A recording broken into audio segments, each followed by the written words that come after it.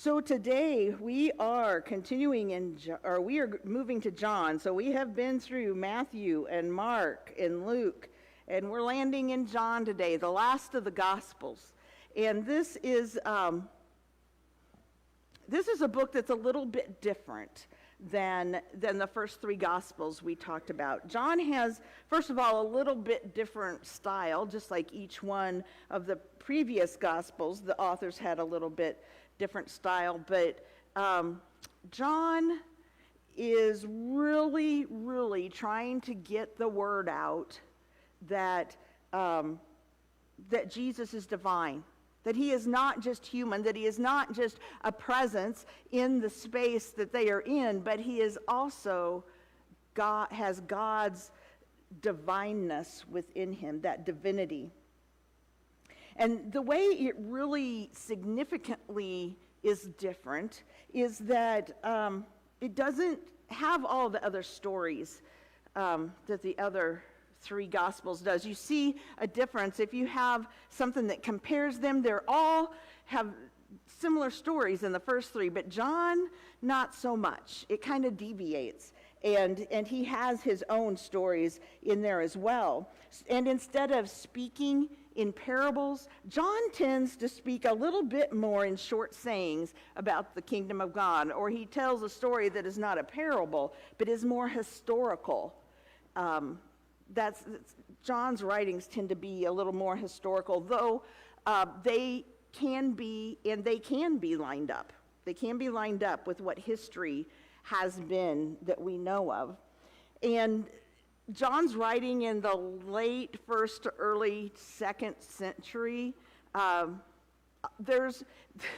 even call themselves names like the first century John people and the second century John people. It's a thing. But so it's either the last decade or the first couple decades of the second century. But there's also this audience that he's writing to is not, they are still Jewish. Remember, because we have Christ followers, but a lot of these folks are still Jewish. And so this community that he's writing to is primarily Jewish, but they have become Christ followers.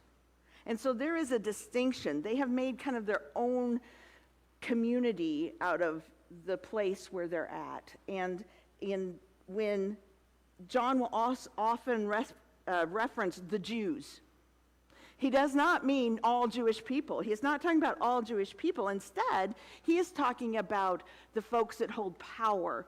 So like at the Jewish synagogues and stuff like that. He wants to talk about that. Now, that first that was read, that Court read for us, it says, in the beginning, the Word was the Word, and the Word was God, and the Word, or he was in the beginning with God. So let's just take that first verse. And the Word was with God, and the Word was God. So word has a different meaning here than it does for us. We think of word as like the written word, right? What word means here in this translation of the Greek, it means divine, so God-like. There is godness. It's not the spoken word as we think of it. So we have that, and then a major part of John's message is that Jesus brought that divinity, that divineness, that peace of God to life. If we look at the Old Testament scriptures, there's not really anything, or there's so much in there that talks about there being divineness that comes to life, right? John is saying, here it is. Here in the flesh was Jesus, and if you weren't here, you missed it, but let me tell you a story, right? Let me tell you. So it's kind of like, think about, the beautiful colors in the sky on Friday night, right? If maybe somebody saw a picture of that, and maybe they saw it in real life, and maybe they missed it. But everybody is talking about it. So they are going to hear about it. And that is what John is trying to do. He's trying to get people talking about it, right? He's trying to get people talking about how much Jesus is God. He is got so much God in him that he was there before. That's kind of where it stops. So he was there before everything. God was there to create, and Jesus was there with him. And so as we go on through the readings that we had, as we get to the end here, that it tells us that the law indeed was given to Moses, grace and truth came through Jesus Christ. No one has ever seen God. It is God, the only Son, who is close to the Father's heart, who has made him known. So God made him known, but see how it references Moses there? That this is part of tradition, that these folks that he's telling these stories to, they understand that. Much as the other authors of Gospels did some leaning onto the Old Testament, because we want that story to have continuity, right? We want that story to be a reflection of what was told by the prophets in the years before. And so they bring in Moses. And what did God told Moses? No one has ever seen me, right? And you can't look at me. You can't see me totally, because what did God say? That Moses would not live any longer, right? So we hear this reflected in this story. And now, I just have to laugh, because even in John, we are still having the beloved disciple discussion, right? That's kind of like, who's the favorite sibling? Well, we all think we are, right? I hear a whole lot of laughs in the back row. Yes, we all think we're the favorite, right? We all think that we can do all the things because we're the favorite. And that's kind of the story that we're getting in here about the disciples, right? Well, Jesus loved me best, and Jesus is God, so he's kind of getting into that. But with Jesus and Peter, I wonder how many times this is us. And I don't think God stands and talks to us and says 3 times in a row, while in one instance probably says, you know, do you love me? Kim, do you love me? I think he says it many times over much time, right? Lisa, do you love me? Then feed my sheep. Ward, do you love me? You know, take care of my lambs. But he'll come back in a week and say the same thing, because what do? We say, yes, Lord, and we're good at it for about 25 minutes, you know, or whatever our time frame is on that. And then as the world creeps in, we kind of fall back, right? And that's what he's talking to Peter about. That's why he's saying it 3 times. Peter, do you love me? Well, yes, Lord. Do these things. And Peter says, okay. And you know what? Even though it was 3 times, I bet at some point over the next week or so, Peter backed off of that a little bit, because we heard Peter in the earlier stories of resurrection, right? Do you know?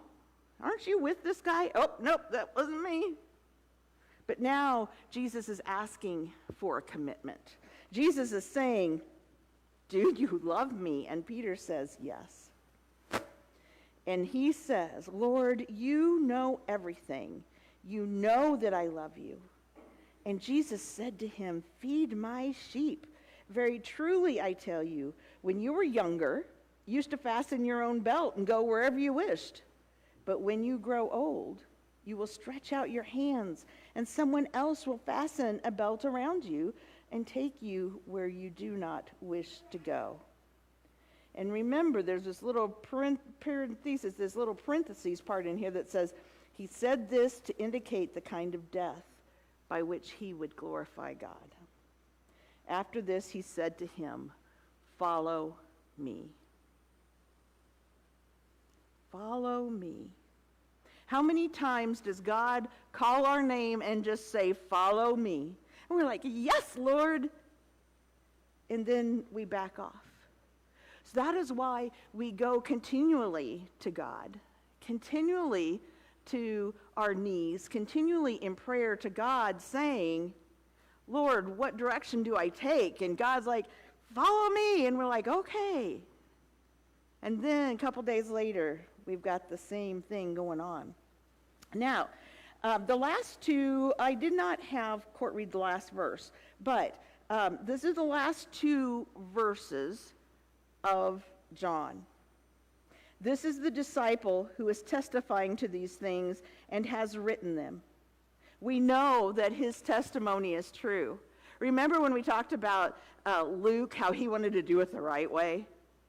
This is John saying, well, this is true. I don't know what the other folks said, but mine's true. But there are also many things that Jesus did. So many more things, many other things. I could not write it all in a book. If every one of them were written down, I suppose that the world itself could not contain the books that would be written. That is how powerful Christ's life was. That at the time, folks who knew and spoke with Christ thought all his wonders cannot be placed in one place. That is our God. That is our God. And so how are we following that God? How are we calling on that God to direct our footsteps? How are we taking books like John and saying, here's some stories, there's more, but I'd love to talk with you about them, to this world that is broken, this world that is scarred, this world that needs to heal. And it needs to heal from everyday stuff, right? All the things that get thrown around every day. So it's not a one and done thing. Our calling on folks to bring them into discipleship is lifelong, because we have said, "Yes, Lord," just like we just heard Peter. Yes, Lord. And God said, Jesus said, the divine said, "Follow me." Might it be so.